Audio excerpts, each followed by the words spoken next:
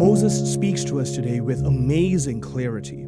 I have set before you life and death, blessing and curse. Choose life. Lent begins with that decision. Faith begins with that decision.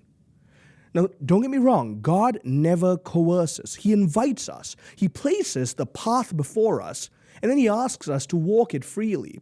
The tragedy of our sin is that it trains the heart to choose against itself. But Lent interrupts that habit. Jesus sharpens the call in the gospel. If anyone wishes to come after me, he must deny himself, take up his cross daily, and follow me. This is the mandate of Christ. The cross is not an abstract idea, it is obedience, especially in a world that resists God. And that's why Jesus adds a warning. What profit is there for one to gain the whole world and to lose himself?